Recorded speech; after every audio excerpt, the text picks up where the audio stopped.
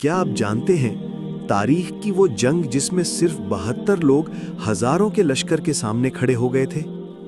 یہ داستان ہے کربلا کی، جہاں پیاسے بچوں کی سسکیاں تھیں، بند دریا تھا اور حق کے لیے جان دینے والے وفادار ساتھی تھے۔ ایک طرف ظلم کی طاقت تھی اور دوسری طرف رسول صلی اللہ علیہ وسلم کے نواسے حسین ابن علی، جو سچائی کے لیے آخری دم تک ڈٹے رہے۔ یہ وہ لمحہ تھا جب وفاداری کی مثال بنے عباس ابن علی پانی لانے نکلے مگر خود شہادت پا گئے۔ آخرکار کربلا کی ریت نے دیکھ لیا کہ 72 جانثاروں نے حق کے لیے اپنی جانیں قربان کر دیں۔ مگر سوال یہ ہے، آخر ایسا کیا ہوا تھا کربلا میں جس نے تاریخ کو ہمیشہ کے لیے بدل دیا؟ کربلا کے 72 شہداء، ایک دردناک مگر عظیم داستان۔ اسلامی تاریخ میں کچھ واقعات ایسے ہیں جو ہمیشہ کے لیے انسانیت کو راستہ دکھاتے ہیں۔ ان میں سب سے عظیم اور دل کو ہلا دینے والا واقعہ کربلا کا ہے۔ یہ صرف ایک جنگ نہیں تھی، بلکہ حق اور باطل کے درمیان ایک ایسا امتحان تھا جس نے پوری دنیا کو قربانی، صبر اور ایمان کا حقیقی مطلب سکھایا۔ یہ واقعہ سن 61 ہجری میں پیش آیا۔ اس وقت مسلمانوں کے حکمران یزید تھے، جنہوں نے اپنی حکومت کو مضبوط کرنے کے لیے تمام بڑے لوگوں سے بیعت لینا شروع کر دی۔ مگر مدینہ میں ایک عظیم شخصیت موجود تھیں جنہوں نے ظلم اور ناانصافی کے سامنے جھکنے سے انکار کر دیا۔ وہ شخصیت تھیں حسین ابن علی۔ امام حسین علیہ السلام صرف ایک عام انسان نہیں تھے، بلکہ رسول اکرم صلی اللہ علیہ وآلہ وسلم کے نواسے تھے۔ انہوں نے اپنی پوری زندگی سچائی اور انصاف کے اصولوں پر گزاری تھی۔ جب یزید نے ان سے بیعت کا مطالبہ کیا تو امام حسین علیہ السلام نے صاف انکار کر دیا، کیونکہ وہ ایک ظالم حکمران کو تسلیم نہیں کر سکتے تھے۔ مدینہ میں حالات خطرناک ہونے لگے تو امام حسین علیہ السلام نے مدینہ چھوڑنے کا فیصلہ کیا اور اپنے اہل خانہ اور چند وفادار ساتھیوں کے ساتھ مکہ کی طرف روانہ ہو گئے۔ مکہ میں بھی لوگوں کی بڑی تعداد امام حسین کے ساتھ تھی۔ اسی دوران کوفہ کے لوگوں نے انہیں خط لکھ کر دعوت دی کہ وہ وہاں آئیں اور ان کی قیادت کریں۔ امام حسین علیہ السلام نے صورتحال کو دیکھتے ہوئے کوفہ جانے کا ارادہ کیا، مگر انہیں یہ معلوم نہیں تھا کہ دشمن پہلے ہی کوفہ کے لوگوں کو ڈرا دھمکا چکا ہے اور وہاں کا ماحول بدل چکا ہے۔ جب امام حسین علیہ السلام کا قافلہ کوفہ کی طرف جا رہا تھا تو راستے میں یزیدی فوج نے انہیں روک لیا۔ یہ فوج ہزاروں سپاہیوں پر مشتمل تھی، جبکہ امام حسین کے ساتھ صرف چند لوگ تھے۔ آخرکار یہ قافلہ کربلا کی سرزمین پر پہنچا۔ یہاں امام حسین اور ان کے ساتھیوں کو خیمے لگانے پڑے۔ دشمن نے انہیں چاروں طرف سے گھیر لیا۔ یہاں سے ایک ایسا باب شروع ہوا جس نے تاریخ کو ہمیشہ کے لیے بدل دیا۔ یزیدی فوج نے سب سے پہلے ایک ظالمانہ قدم اٹھایا۔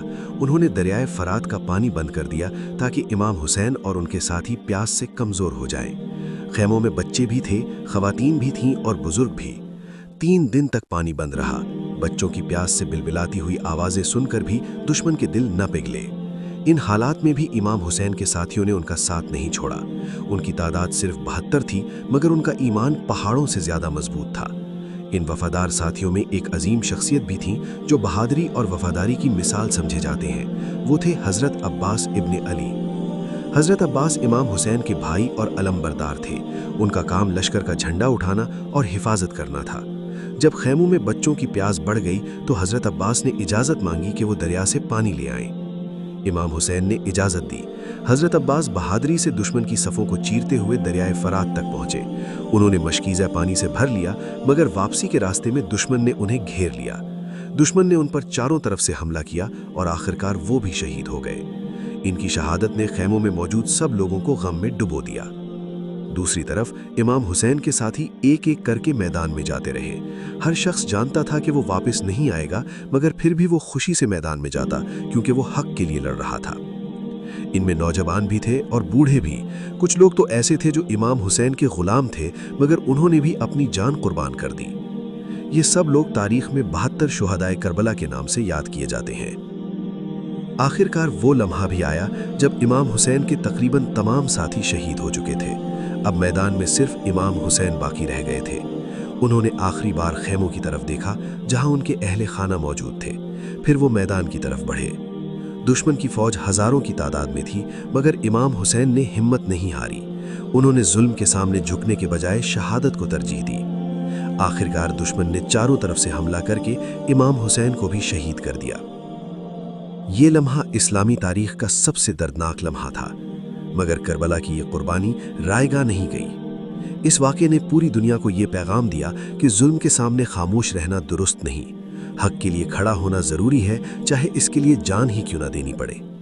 आज भी जब मुहर्रम का महीना आता है तो पूरी दुनिया के मुसलमान करबला के शुहदा को याद करते हैं। लोग इमाम हुसैन और उनके साथियों की कुर्बानी को सलाम पेश करते हैं। करबला हमें ये सिखाती है कि सच्चाई का रास्ता कभी आसान नहीं होता, मगर आखिरकार कामयाबी उसी की होती है। इमाम हुसैन और उनके 72 वफादार साथियों ने अपनी जानें देकर दीन इस्लाम को हमेशा के लिए जिंदा कर दिया। इसीलिए आज भी दुनिया भर के मुसलमान ये कहते हैं कि करबला हमें सब्र, कुर्बानी और हक के लिए खड़े होने का सबक देती है। और तारीख हमेशा याद रखेगी कि करबला की सरजमीन पर 72 जानिसारों ने जुल्म के खिलाफ सबसे बड़ी कुर्बानी दी।